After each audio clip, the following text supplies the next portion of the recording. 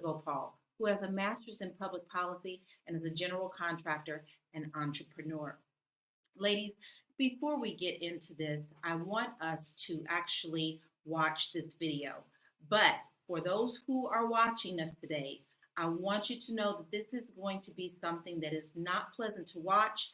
That if you are triggered or upset by any type of shooting, please make sure that you turn the volume down or look away for a minute and then rejoin us, because this is something that is very hard to see. And in fact, I get a little choked up thinking about it. But we're going to go ahead and run this for you so that you can see what we are discussing today. No. Check the whole area. What took you so long to answer the door? Put on some clothes, sir. I'm sorry. I was trying to get. I got you. All right. Is there anything else we can do for you? Huh? Is there anything else I can do for you? No, sir. Okay. All right. You doing all right mentally? Yes. Sure. My medicine and stuff. All right. Okay. We don't need a fire while we're here. All right. Okay. Let me see. Okay. Where you going? Huh? Where you going? Away from your hot steaming water. Away from my hot steaming water? Yeah. Oh, I rebuke you in the name of Jesus. Huh? I rebuke you in the name of You Jesus. better not. I swear to God, I'll shoot you right in your face. Okay, I'm sorry. Drop the pot! Drop the pot! Drop the pot! 19 shots fired. Shots fired! Shots fired! Drop the pot!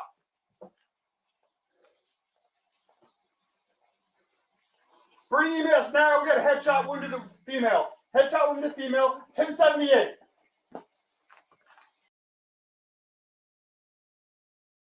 That is very difficult to watch.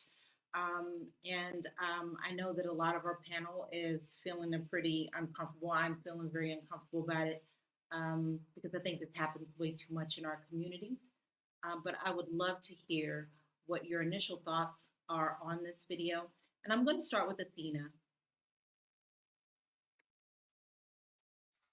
Okay, so I'm just even processing my own feelings. I feel tension in my heart. I don't feel very well. It's very upsetting. It's very sad and depressing. And it's almost like, goddamn, can Black women get a break? You know, this is not even something I'm doing anything illegal. She had police come over because she had some concerns. All of this over a boiling pot. And correct me if I'm wrong, but when I listened to the video and I said, I would in the name of Jesus, said, you better not, or I'll shoot you in the face or something like that. That's what I heard. And to me, it's just unfortunate. And also, I don't know if any of the ladies felt this during that time, but during the pandemic, I was definitely feeling like now more than ever, I felt like a Black woman who was not protected. Like I just got very hyper aware of like my general sense of what my protection is in society, from personal experiences, but also just the climate. And with everything, all that we just watch, it just goes to show you that we still have a long way to go when it comes to that. I agree. I often ask my husband, like, we look at each other and say, isn't this 2024? Have we not made any progress at all? I feel like every time we take 2 steps, we have 4 steps that were dragged back. Dr. Alicia, I would love to hear your thoughts. Yeah. There's an echo. Okay. Is there an echo on your end? You don't hear an echo? Okay. Yeah, my initial thoughts is that it's very sad to watch that video. It was also really frustrating because it didn't seem, from what I could see, that she caused any significant threat to the police officer. I mean, they were too far away for her to even harm them in any way. And I just think that I don't know if you played the beginning of the video, but he recognized that she had some sort of mental health problem, and he asked her Are you taking medications? And she said, yeah, I'm taking medication. So it seemed like from the beginning that he had enough training where he could recognize there wasn't like right with her. And I felt like police officers in general just need to be more trained in dealing with individuals who are struggling. And she made a statement about a religious statement about Jesus. I can't remember what she said specifically, but I think he may have misinterpreted her. Maybe he thought that statement was like an indication that she was going to do something erratic. And I think that was a mistake on his part. And it was just, there was not enough competence on the police officer's part in recognizing their own biases and responding to citizens. And I think that we need training. I'm really concerned about this particular police officer because I saw some indicators that maybe he ascribed to certain ideologies. So I'm always thinking about where he is in terms of how he views people of color. So there is some evidence of racism and discrimination from his past. And it's just super sad. It's very frustrating. Yet again, we have another incident of a person calling the police wanting protection because whether it was real or if it was something she made up in her mind, she felt threatened enough to pick up the phone and call 911. And they have a duty to serve and protect. At least that's what you would think. And I think impaired police officers are problematic. And of course, we'll probably get into some of this later on, but it looks at some of the systemic issues with the Justice Department and the police departments, and how they respond to things. It is super sad, and I hope I'd like to keep hope alive, but I would really hope that this would spark yet again more dialogue, more conversations, and actual change, tangible change in how police officers deal with the public. I have to agree with that. It seems like they always promise that when something like this happens. However, we never see the actual change. Coming from Louisville, Kentucky, I know that the Breonna Taylor, going back to that, seeing how the Louisville Police Department handled that and still continues to mishandle that, if you ask me, in my opinion. We have a lot of people in the comments, and I am going to talk to our other queens about them and their reactions, but I want to make sure that I address some of the comments that we have here. Carolyn Battle said, "This is more than ridiculous. It's totally unacceptable for a police to do what they did. What did she do to make them feel afraid? I saw nothing threatened by her. A small woman at that. Heartbreaking." And then we heard someone, Angela said, I think she said something along the lines of, "I rebuke you in the name of Jesus." I don't see how that's even threatening at all, especially when she was doing what they asked her to do, which was to actually remove the boiling pot of water. To me, she actually had been frustrated enough because before this, they had kept asking for her ID. So there was just a lot of things in between that. And then Unlimited Best TV said, "How do you truly gauge the mental truth of someone who can be or cannot be trusted to be an officer at any point of the interaction?" I have to agree with these are some wonderful comments and some things that we can discuss. Constance, I would absolutely love to hear what you have to say. Well, I just want to say that.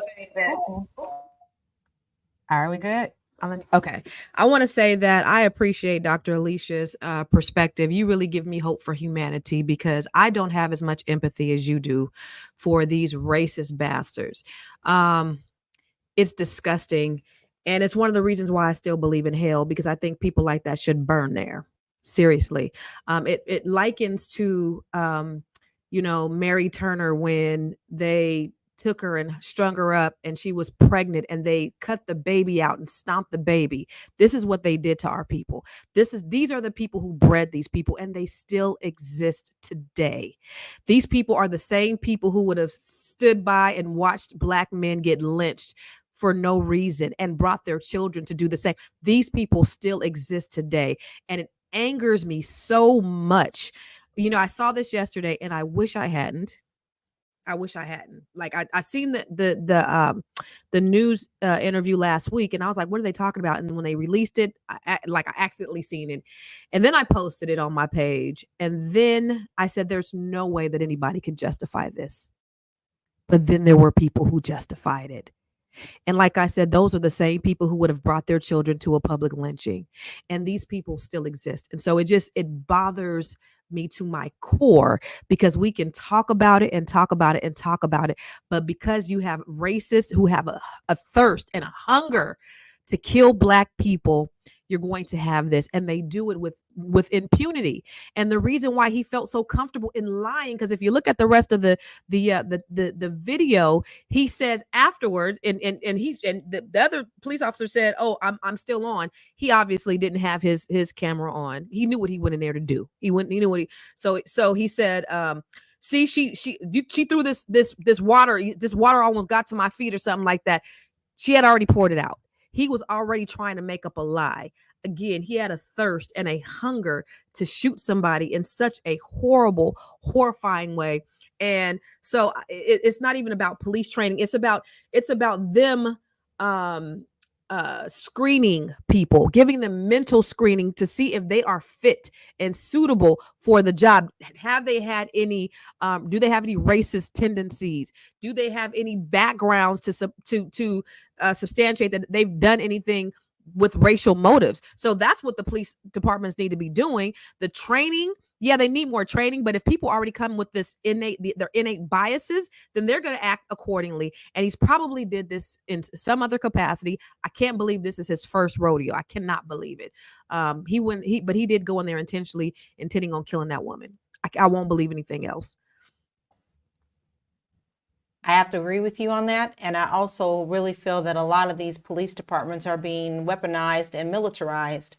And that has a lot to do with what's going on here. And a lot of them are able to get in with their agendas, but I am really not the expert. So I actually do want to speak to our awesome expert today. Welcome, Vanessa Gopal. We are so happy to have you here today. I know you have a master's in public policy, and I would love to hear your thoughts on this.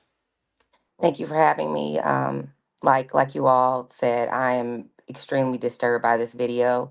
I echo Constance. I feel like this man went in with he wanted to kill someone, a Black woman or a Black man. If it hadn't been her, he would have been someone else, but it was going to happen. Um, my biggest thing is that, when we look at police brutality in our community, we have to look at funding. We have to look at who elects the police chief. And a lot of that is done by our local government. So when you're electing a mayor or a city manager, most of the time, those individuals are electing your police chiefs. Your police chiefs is then, electing your board of commissioners, who are then going to decide how the money gets spent with your local parks, with enacting laws, how they enact laws, and how much they spend on police. So, like in California, 87% of our budget is to police is local. So it comes from local funding, property taxes, retail taxes, different taxes that are of local money. So when we talk about police brutality and how we're going to change effectively, we have to look at the money.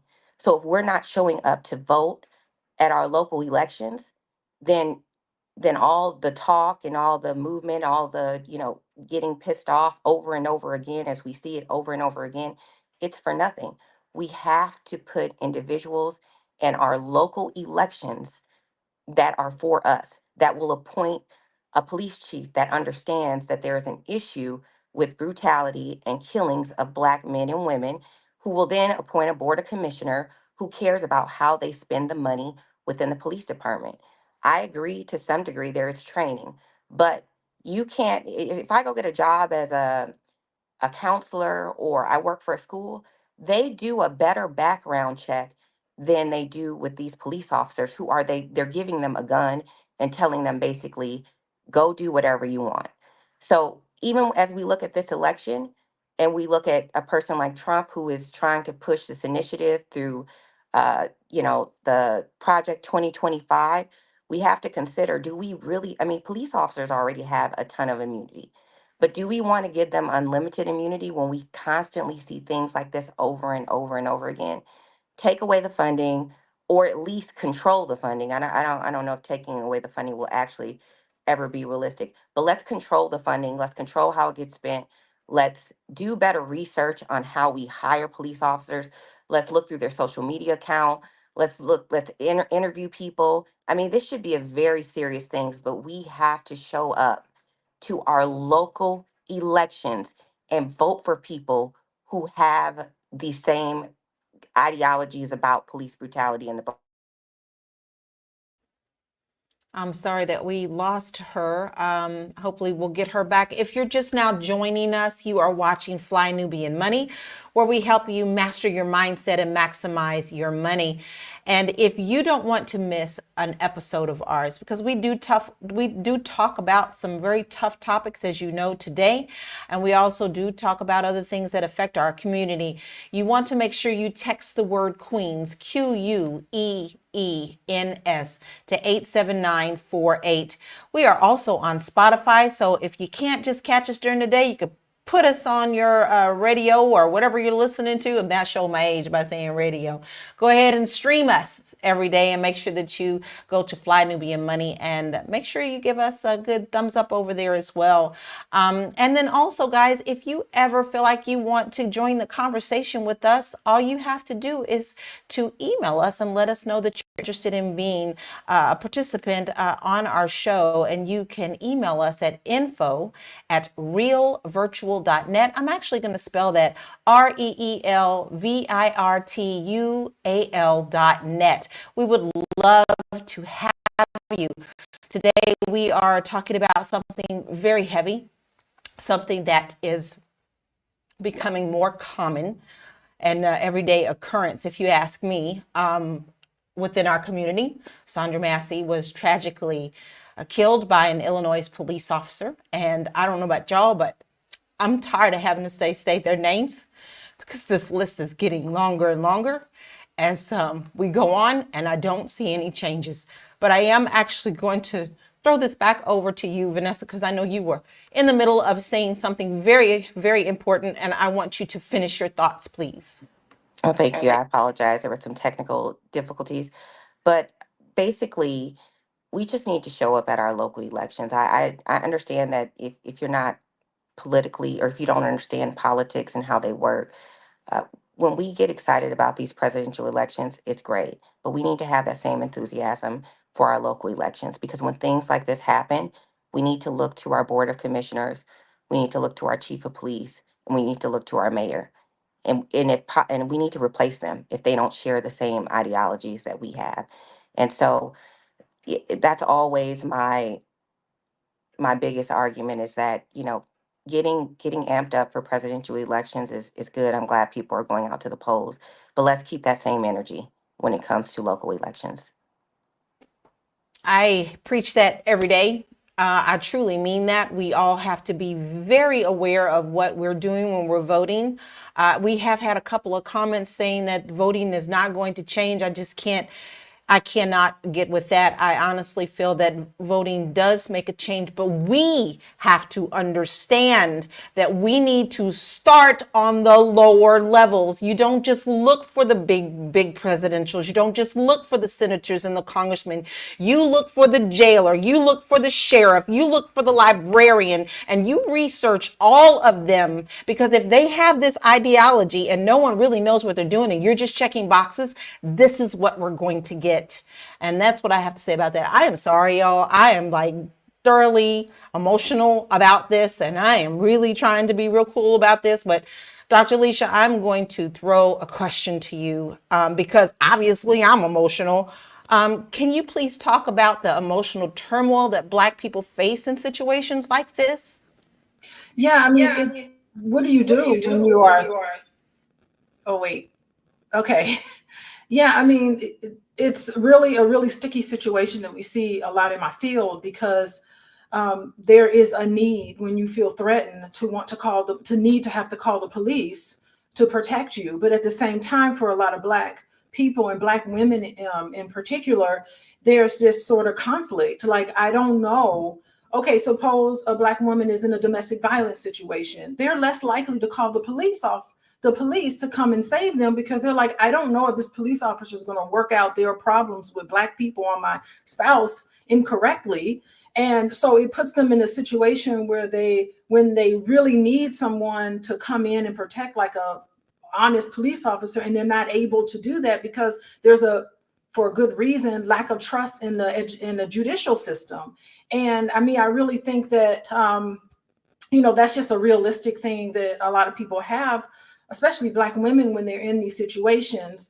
It's the sad part about it is that, even though this was in the middle part of Illinois, I mean, the Black community is still connected to Black people all over. And so when we see situations like that, I'm affected as if it's me. I mean, or if it's somebody I know closely, because I'm so emotionally tied to my community all over the world. I don't want to see this happen at all. So when we see displays of this, to me, it causes a lot of discomfort, and it makes me become very cynical in our political system, and it's just like, what's the point of it all? We got these systems in place that are racist, that are discriminatory, and they take out their issues on us. We know the history of the police department, and why and how it was even formed is to monitor us.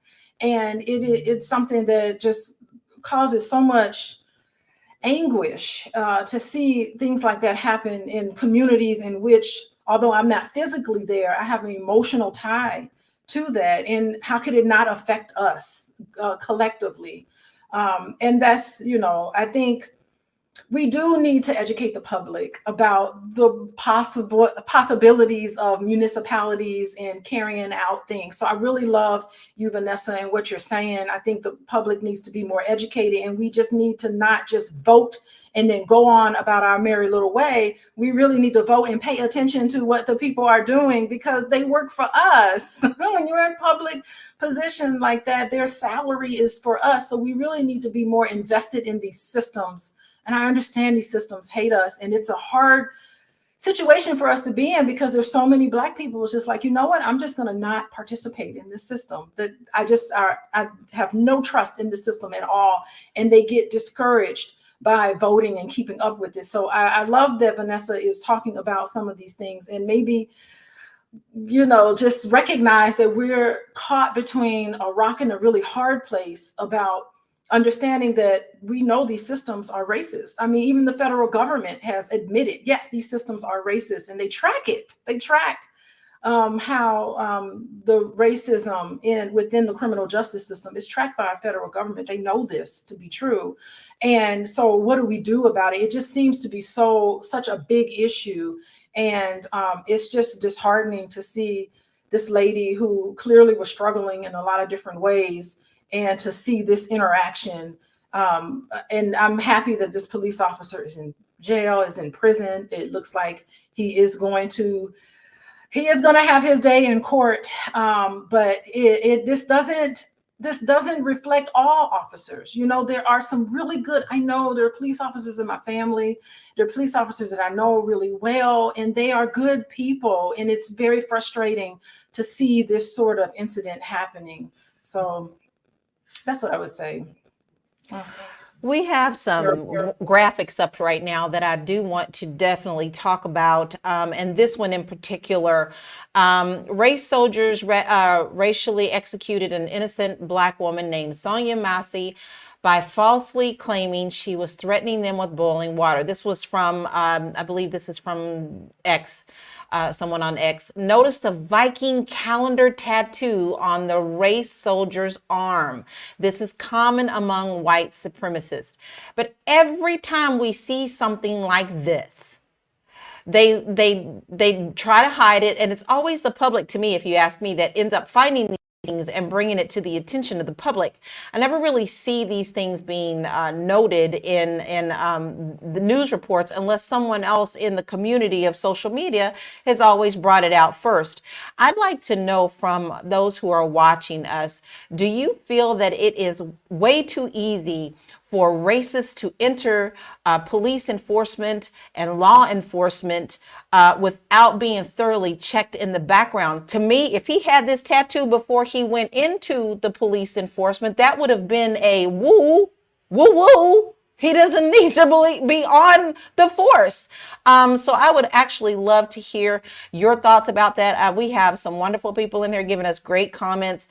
And I'm stumbling just because thinking about this, because guys, when I see something like this, I see my sister, I see my aunt, I see someone's grandmother. Sometimes it doesn't matter what age you are, right? I see daughters, and I worry about the future of the Black woman, because it always seems to me that we are the last to be thought about. We're the strongest. We're supposed to be the strongest one, but yet we are such targets. And I actually want to hear your thoughts on that, Constance. Does that resonate with you at all? It is so frightening. It is extremely frightening being Black in America.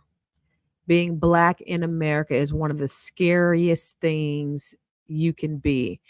And when I looked at her, I didn't look at my mom or my grandma or my cousin. I looked at me. That could have happened to me. I could have called the police thinking somebody broke into my house or was breaking into my car, and a blood-hungry police officer who was looking to kill somebody came in and just shot me for no reason. She posed absolutely no threat. And it is scary. Police are, there is open season on Black people. Last year I was on, my son called me. I'm in California. My son is here. He's actually in Virginia. He's coming from, I don't know, his girlfriend's house or something. And he's coming back to Maryland, and he's driving in his all black on black Lexus, young kid, college student, whatever. And he called me. He said, "Mom, the police pulled me over." And I said, "Okay, well, you know what? Put me on FaceTime, and let's see." He was like, "I don't even know what I did," but he pulled me over. So we're chopping it up for a few minutes. And all of a sudden, I hear my son begging for his life. I'm sorry. What did I do?" And he's crying. He's begging. He's pleading. He's crying. And I'm sitting there in shock. Can't do anything. I'm 3,000 miles away. And he's like, I'm sorry. What? Gun to his head. Because he was a Black man driving a black Lexus, a boy, 18 years old. And I've already had these conversations with my boys. I have 3 boys. And I've already had these conversations with my boys. And here I am on the front row watching this live in real time, my son on FaceTime with a gun to his head for doing nothing. And then I'm hearing the police trying to justify, after he figures out, my son's a college student. He's a good kid. Well, you shouldn't have done, he was looking for a reason, and he finally let him go with nothing because he had no reason to pull him over in the first place. But my son told me that the only thing that he could think of is, please don't let me get shot in the head in front of my mom. This is the kind of shit that we got to deal with as Black people. Whether you are a woman or a man, if you have children, if you have brothers, sisters, daughters, nieces, nephews, and aunties, this is the kind of bullshit that we have to deal with. And I'm sick of it.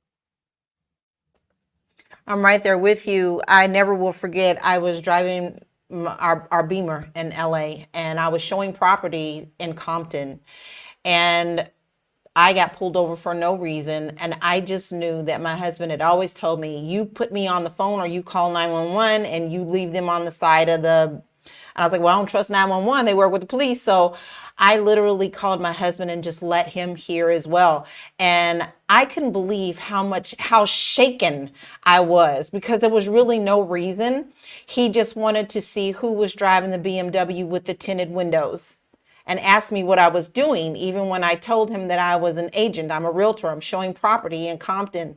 I never was afraid of the Compton people. I was afraid of the police.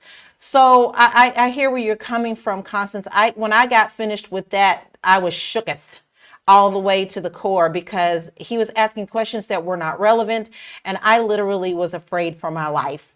So I'm actually going to ask you, Vanessa, I want to talk about the history of the police force. And what can you share with us how you can see a connection to, and I'm going to throw it out there and somebody could be mad and I don't care, slave master to cop. I would love to hear your connection on that, please. Well, the question from slave master to cop is that it's been the same routine. When they hire these people, when they say protect from who? They're not hiring them to protect white people from white people. They're hiring them to protect black people, white people from black people. So it's just the same ideologies. It's the same power, the power chain, and it just keeps getting handed down and handed down and handed down. And so not much has changed. Even when you look at I was reading an article and it was taking, the badge, the star badge, and that's what slave masters used to hold, and the slave catchers, they would hold that badge. So I mean, not much has changed. I think now we're seeing it because we have video camera, we have internet. We're just seeing it more. But these things have been happening, for decades, over and over again. My father actually, he grew up in Selma, Alabama, and my aunt, and so they participated in Bloody Sunday. But my father told me stories about, they would walk to school, and there would be black men lynched on trees, just hanging there as he was walking to school, and nobody would take them down because for fear if you took them down, they would come hunt you down or your family down. They would pull you out and they would kill you. So this is, there hasn't been, we're just seeing it more.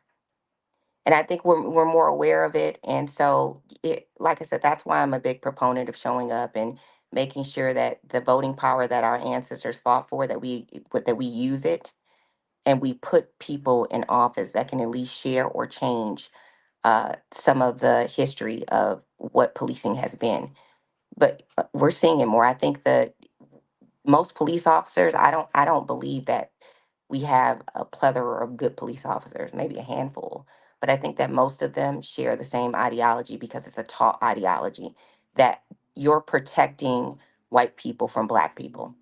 And that's, if you're going into it with those thoughts, then when you encounter a black man or a black woman, you're going to have a different approach than when you approach a white man or a white woman. And so that's my thought on it. I cannot dispute any of that thought. Athena, I would love to hear if you have had any type of experience or negative experience with law enforcement. Okay, so most of my experiences with police have been pleasant. I've been able to get out of a lot of tickets, actually, except for one. And this experience happened after, it was about like the Black Lives Matter movement during pandemic. After that, I was on the highway driving. I was in the HOV lane with no like other occupants. And I was like, oh my God, I'm sure this guy's gonna pull me over. He ended up pulling me over. But this time was different. For some reason, I was just tense. And I think, especially during the Black Lives Matter movement, I guess I didn't really, even though I live in Florida, I guess I really didn't absorb a lot of that. And then post that movement, I noticed differently because I never used to have fear about police pulling me over. My body tensed up. And the thoughts in my mind were, oh my God, I can potentially die from this. I never used to think that. The guy came over. He was so aggressive, like the tone. Like I've never had a experience with it. And this is for a traffic stop, by the way. I never had an experience like that. And the whole time I just felt like, okay, let me just make sure I have my registration, and I'm fumbling to give him things. I ended up getting a ticket. Afterwards, I drove off and I just started bawling my eyes out. And I ended up calling my brother and my ex at the time. And I went home, and I think my brother came over to comfort me. But I was just like, this was just so strange because it's not like I don't know. Dr. Alicia, you probably have to explain that. I don't know if that was a PTSD situation or something like that, because up until that time, I never had a negative experience. Now, since Black Lives Matter and all these other cases have happened, it's definitely, I'm even struggling to communicate. It's definitely when I see things like that, there's a response that is happening that I don't fully comprehend. Like, I'm trying not to cry right now. That video we saw, that was my first time seeing that video when we had to do this show. I've never seen that video. So after I watched it, like, I'm not doing well. But what I want to say for Black women in general, and any Black person really, that now is the time to definitely take care of our mental health, especially with this election. We're still facing these issues. I'll be curious to see how, if at all, this comes up, or if Kamala addresses this, because I know that's one of the criticism we have as a community of her. And then even when President Obama was running, that they don't really address Black issues. But I wanted to also take this conversation to give our audience some statistics on police shootings as it pertains to Black women. Black women make up about 10% of the female population in the US, but account for 1/5 of all women killed by police. So that's 20%, right? And almost 1/3 of unarmed women killed by police. Several high-profile cases highlight the issue, including Breonna Taylor, Corinne Gaines, Atiana Jefferson. Black women are 1.4 times more likely to be killed by the police than white women, okay?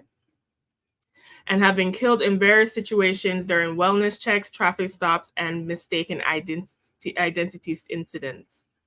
For example, Breonna Taylor was killed during a no-knock raid, right? Dr. Alicia's, I guess you can talk to this. Violence and fatalities have broader health implications, contributing to psychological stress, sleep disturbances, and increased risk of chronic conditions like hypertension, diabetes among Black women. Also, I think there's something that's happening to us as a community on a broader perspective, because I think being inundated, right? Being inundated and watching these things over and over again is doing something to us. Because I can only imagine if all of us are affected on this panel just watching it, that as a community, as a group, being inundated in social media and everything with all of this going on adds to the mental distress and dysfunction that we experience in the community. I think it says a lot that we all have an experience that we're sharing, and we are just, what, 5 ladies here on the panel? If you're just now joining us, you are watching Fly Nubian Money, where we help you master your mindset and maximize your money.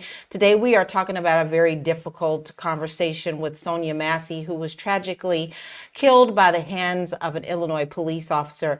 We are actually here Monday through Friday at 1 p.m. Eastern Standard Time, and we tackle some really relevant things that are going on in our world. And if you don't want to miss this, because we really do have wonderful conversations, and you're welcome to join our conversations, you want to make sure that you text the word Queens, QUEENS, to 87948, and you'll get notifications on when we go live. Now, if you miss us on live, you always can watch the replay. Also have a conversation with us there, because we do come back and check that out. But you also can listen to us on Spotify.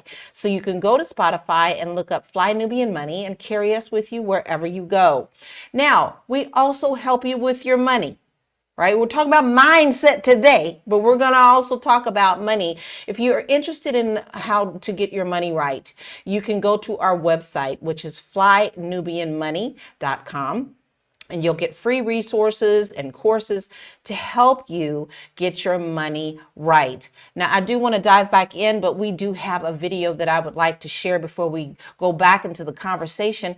And then once we get back from the video, I'm also going to address some of the comments that we have as well. So let's go ahead and check out this video.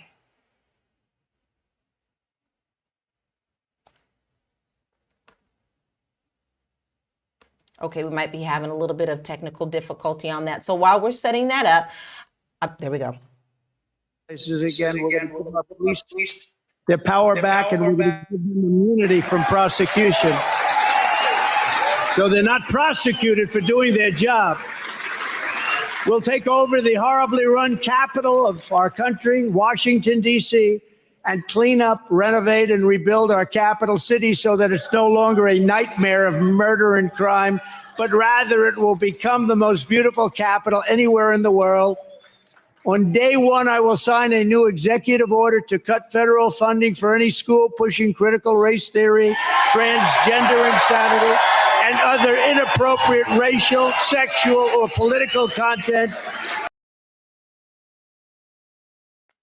I would love to hear our viewers' thoughts on that, but I'm actually going to throw it to you, Vanessa. What do you think? Because you talk about policies. What type of policy are we going to expect with that type of attitude? Well, the immunity, it was the immunity comment for me. We already give police a ton of immunity. I mean, I don't know how much we can give them more. So, I mean, it's really unimaginable that we can give police more immunity. We've seen consistently them shooting, killing unarmed Black women and men. I mean, you can go, we can go down the list. I mean, children.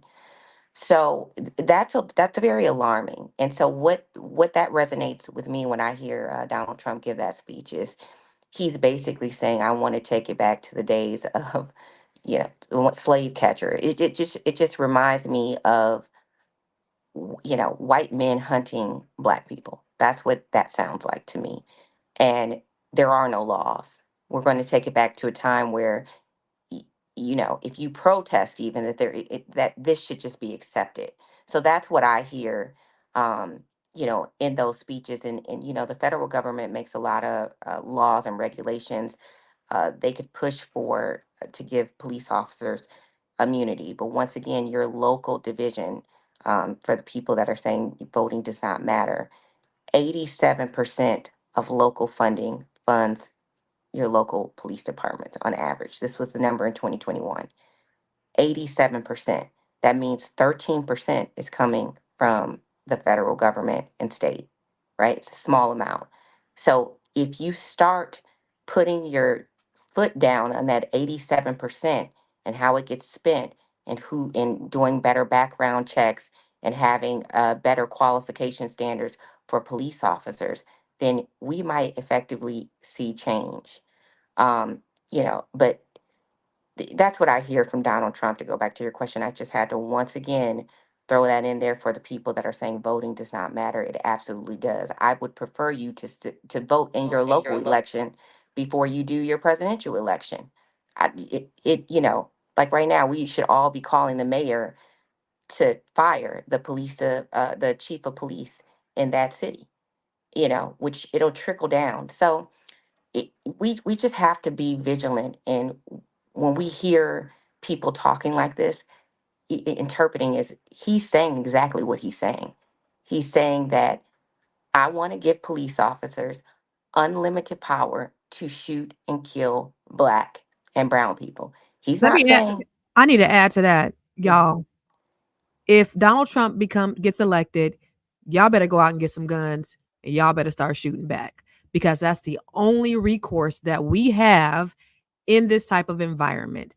Black people better start arming themselves and be prepared for some shit to go down, because this is what he's rallying up his base to do, is kill Black people with impunity. So Black people better get smart. I agree. I think that's open season. What he's doing is calling open season, but Donald Trump has always been good at that. Just look at what he's done in New York. This man says everything that he wants to do and big enough to do, and he's actually said he'll never be accountable for it. And if you ask me how you're going to be a convicted felon and still be running for president, you got me on that one. So I still have issues with that. I want to address a few comments that we have. Some of them are concerning to me, and I'm with you, Vanessa. When you sit home and you don't vote, you're still voting, love. You're still voting. Your choice not to go and check a box is still saying so much by sitting home on that couch and doing nothing at all. All of this affects you. And then Joseph Jackson says, stop worrying about Project 2025. We've dealt with Trump before. We'll deal with whatever this election brings. Don't vote to keep someone out. Vote to put the proper person in. Sir, I disagree. That is my only comment on that one. And the fact that I know some people are saying Project 2025 is not being implemented yet, but yes, it is. I need you to look at Texas. I need you to look at Florida. I need you to see that they have already started this mess and the Supreme Court is backing it all up. If they're going to give Trump immunity, they're going to give the cops immunity. But, you know, we can debate that all day long. We've had a wonderful conversation about 2025 Project 2025. If you have not watched that, I highly recommend that you go back and you watch that, because it is very important for you to understand that this thing is real. This is not some imaginary fairy tale book, and your life will be affected. I get angry at that, because I really don't like to hear people say that they're going to sit home and not vote. That's your prerogative, but don't get it twisted. Your non-vote still speaks volumes. Volumes. And that means our communities are still at risk. So I'm going to throw a question to you, Dr. Alicia, because Athena brought up something I thought was very interesting. She and I both said that by the time we got finished with the police, we were shaken. We were shaken so bad that I just busted into tears. And she said she did too. We haven't talked about this before. So what kind of impact is this having on us? Is it PTSD? What is it? What is it? Is it anxiety? How do we address this and help us, if it happens to us, to calm that? Yeah, I mean, we're afraid, and rightfully so. It makes sense that you would be threatened by I'm certain it was some white man that pulled you over, right? It wasn't like we were looking at a whole diverse group of police officers.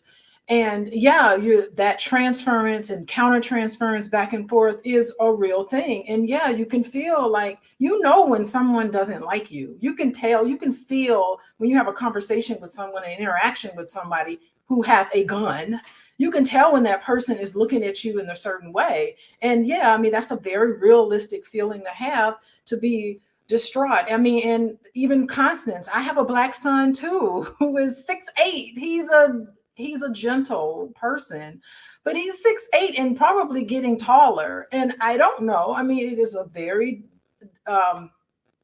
every time he tells me I'm going to Chicago, we hanging out at the beach, I can't tell him no, because he's a grown man, but it's something that is stressful. And that's called white supremacy. That's called white supremacy because other people don't have this. White people don't feel that way when their sons go to Chicago. So that's white privilege. That's the privilege that white people have. When a person who looks like them pulls them over, they're not going to have all of this narrative running in their head. So it is the reality of it. It's understanding the helplessness of it all. It's my word against your word. And, I love that even with Rodney King was so important because Black people have been screaming about all these things happening with police officers. And the Rodney King was the very first demonstration of someone actually filming it live. And even at that, justice wasn't done. So, I mean, this lack of trust with the police department goes back to what Vanessa was talking about from slavery. The police departments were formed for the sole purpose of keeping tabs on what Black people were doing. That's how they were formed. And it's going to take a lot to be able to break down these sort of issues. And there's not a politician alive that can get elected with this idea of being soft on crime. If you start taking money away from the police departments and start allocating it to anything, mental health treatment, any of these things that can stop crime before it happens, you're not going to get reelected. There's politics behind it. So we can't really look for politicians to really pay attention to Black people in general, because we're 13% of the population. And it is something that we just have to recognize, identify, have forums like this where we can talk about it. Maybe we need to just live off the grid and say, peace, see you later, and just exit the system, be a non-participatory action, And I understand that. And the issue is that there's no answer to it. You know, I can sit here all day and talk to you about meditating. I can talk to you about having a good self-care plan. I can talk to you about turning the TV off. But at the end of the day, we're still Black and we still have these issues. And we're going to continue to have stories like this as long as these systems are in place to monitor us, to to make us feel like we're some criminals. You don't even know who we are and what we are. So it's the helplessness of it all, and there is no answer to that. So the struggle is there, it's real. We just have to recognize it. And of course, your coping mechanism. I think, I mean, I could get into my whole spiritual stuff, but maybe that's not necessarily appropriate for this sort of platform. But I have my own practice that I have in place where I try to program myself and how I want my world to look. My little world looks the way I devised it to look. And sometimes it just smacks in the face of reality, but we can create our reality. So I think that there's places like Fly Nubian Queen and Fly Nubian Money. There's avenues here where we can join together. We're all like-minded individuals. And I don't know, I just feel comfort in listening to all of you all talk and things like this, shows like this that can raise awareness. And, we're long overdue for reparations and for making things right. Look at that picture. That picture of Sonya was her name. Sonya and that police officer. I mean, she's not even 100 pounds. That police officer is almost 3 times her size. It just boggles my mind that little lady, miniature little lady, could ever be a threat. And even if she was a threat, to behave like that by just drawing your weapons and shooting like that should never, ever be ever justified. There's other ways where you can de-escalate something. Even it doesn't even seem like it escalated into anything, but there's other ways for you to do that where it doesn't have to end with, I'm just going to draw my gun and shoot this lady, knowing that your camera is on. I mean, he knew that his camera was on and he was still doing something so blatant. Can you imagine what happens when there are no cameras? It's very disheartening. And honestly, I don't believe the man thought, he thought nobody was recording, because it's very easy for them to say, oh, my camera wasn't on. But I want you to look at this slide now. Police excessive force. Police use of force. According to the Washington Post database, there have been over 1,000 fatal police shootings in the U.S. each year since 2015. Racial disparities. Black Americans are killed by police at more than twice the rate of white Americans, according to Mapping Police Violence. And community trust, a Gallup poll from 2020 found that only 18% of Black Americans have had a great deal of confidence in police. I personally can tell you that I do not have any. I try to stay away from police as much as possible. But let's look at this. In a historical context, a study from the Pew Research Center found that 84% of Black adults said that they are treated less fairly than white people in dealings with the police. This is extremely disheartening for our community. I don't know where we begin other than, like we said, we start with the voting, but then you have some people who say, we're trying to do scare tactics. We had a couple of comments saying that, they don't like politically being scared to vote. No one's threatening you, sir, but it's really the truth in the fact that your voice really does matter if you don't vote. And if you don't vote, it's still a voice matter. It's still going to count.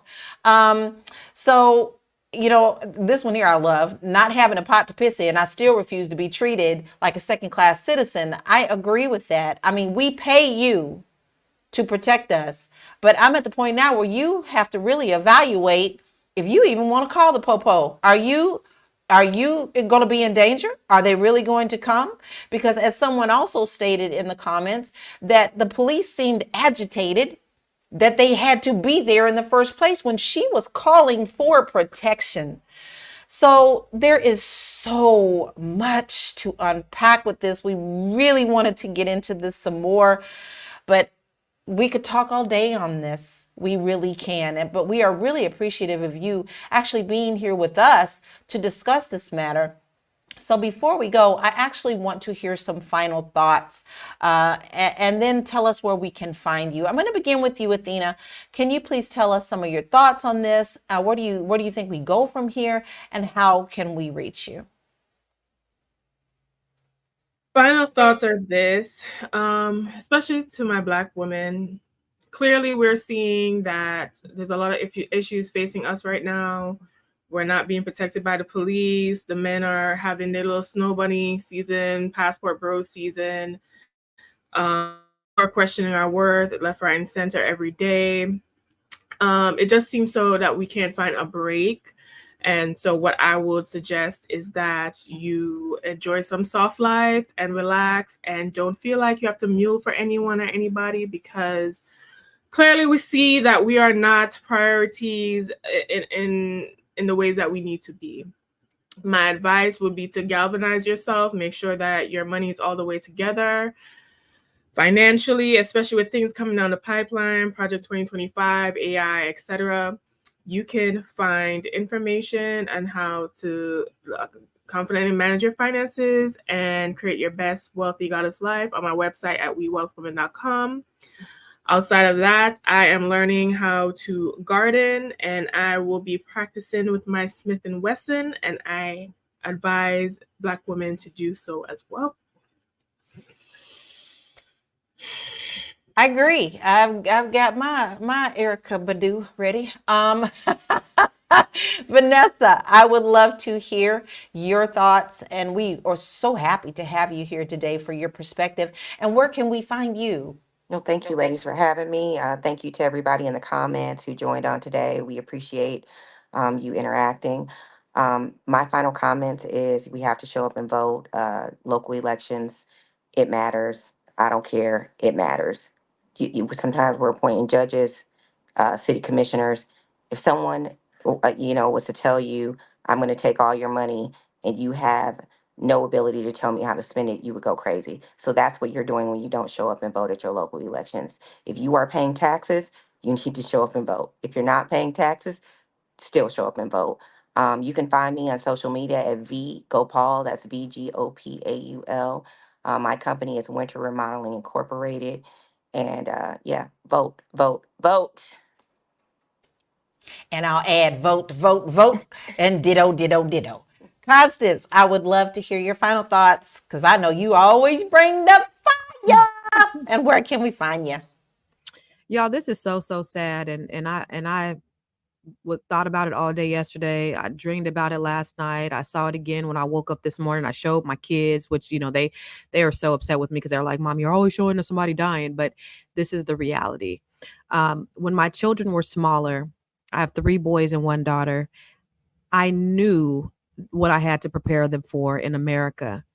I knew no matter how far their pants were pulled up to their chest, no matter how well that they were able to articulate themselves, no matter how intelligent they were or how well behaved they are, or how well traveled, or how many museums they've gone to, or how much access and proximity they have to people with things, they were going to be perceived as a threat. And unfortunately, it's been my reality, and at 2 out of my 3 boys have had guns pulled on them, have had different incidences that they have to deal with as young Black men. We have to deal with them as Black women as well. And it's extremely disheartening to relatively conscious is to be in a rage at all times. And that's how it is. It's very, very, very scary just to be Black in America. And so this year, 28 Black women have been murdered from January to today. 28 Black women have been brutally murdered, and we need to protect Black women. And so as we support Black men, we need each other. The only way that we're going to make it in America is that we have each other. We support each other. We need each other. We can't depend on nobody else to do it. Nobody's going to save us but us. And that's what we really need to see, Black people, that nobody's going to save us but us. If Trump gets elected and he says that these police officers Dang it, little gremlins are really fighting us today, but that's okay. We still got a voice and we still here. So hopefully we'll get Constance back. Dr. Alicia, I'm going to go ahead and throw it to you for your final thoughts as well as where we can reach you, please. Yes, final thoughts.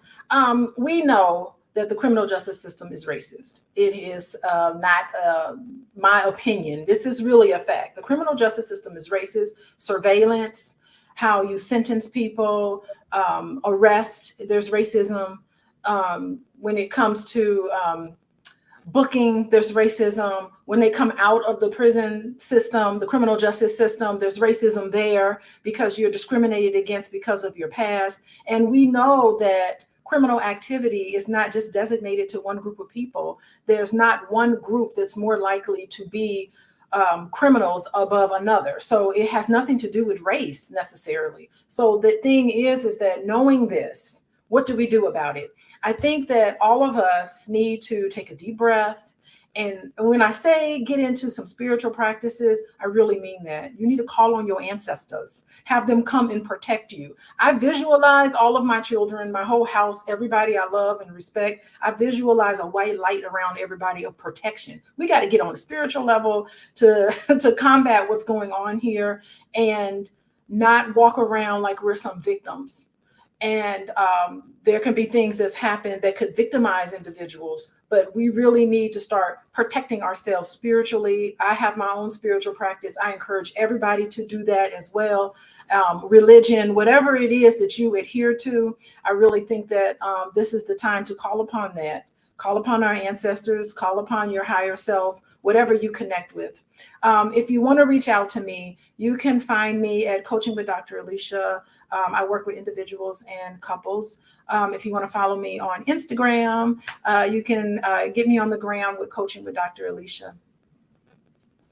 Thank you, Dr. Alicia. You always bring such beautiful thoughts and things for us to really think about. And I had to smile when you said you put a white light around your loved ones, because I do too. And some people call that woo woo. I call that love. And so I appreciate that you brought that into this conversation as well. Constance, we didn't get to hear where we can find you, love. I'm sorry. The little gremlins came and said, They said they wanted to shut the hell up, huh? All right. So here's what I love. I love Black people. And one of the things that I do is I am an advocate. I'm a wealth activist, and I am here to help Black people, specifically Black women. So if you are a Black woman or you know a Black woman, I have a cohort to help Black women achieve millionaire status. Shoot me up, hit me up. Go follow me anywhere at I am Constance Carter, Facebook, Instagram, and on YouTube. Thank you, Constance. And I want to take this time to thank everybody who's been watching us today, because we really had some really good comments. And I know that we didn't get to all of them, but a lot of us like to go back to the comments and address them later. So please keep them coming, because we love to hear what you've got to say. Nat Cole King, I love that name. God bless you, ladies. I heard about this. But to see it, yes. And I think that is something that you can't unsee. And matter of fact, you put it in your heart, and you have to just pray over it. It's not something that you not think about anymore. I still think about Breonna Taylor. That's my hometown, y'all. My hometown, Louisville, Kentucky, my hometown. And I've got people on the force. So it's not something you put away. So my final thoughts is this: no one can make changes but us. It is us that need to decide what we're going to do as a community to make the changes. And part of that is voting. No one is telling you you must do something, but you have to understand that your actions have consequences. And I've learned that more than anything this year, because I'm dealing with some things as well with the law in Mississippi. So I want you to know that your voice still matters, and it's okay to hurt, and it's okay to pray, and it's okay to get mad, and it's okay to carry this and decide what you're going to do for your family, because we all matter. We do. Our community matters. Until we stand up in unity, nothing will change. So if we want it that bad, we have to go and get it. I am Laura Lalaki. I'm an international real estate agent. Notice I said international. So therefore, if you are ready to leave, I think you need to reach out to me, because I have options for you. Get out of that box. You ain't got to stay there if you don't want to. All right. And you can reach me at bit.ly/Laura Key Info. If you've joined us today at all, you're watching Fly Nubian Money, and we're here Monday through Friday at 1 p.m. Eastern Standard Time. We discuss some pretty tough stuff, and sometimes we do discuss some fun things in pop culture too, but we address everything that deals with our community. So if you don't want to miss us, all you have to do is text the word Queens, QUEENS, to 87948. And you also can go to Spotify and carry us with you wherever you go. Make sure you look for Fly Nubian Money there as well and subscribe. If you're interested in getting in this conversation, coming on in as a guest, all you have to do is just email us, and you can email us at info@realvirtual.net, and that is REEL virtual.net. And then finally, if you want to get your money right and your money tight, we have resources for you. So please head on over to Fly Nubian Money, where you can get some free courses and some resources to help you get your financial house in order. We thank you again, because you could be somewhere else watching something else, but we appreciate your time and also the love that you have for our community by supporting us. So that's what we have for you today. We had some hard conversation today. Please make sure that you go and love on yourself, because the love starts within you. We'll see you tomorrow at 1 p.m. Bye, everybody. Thank you, panel. Love you.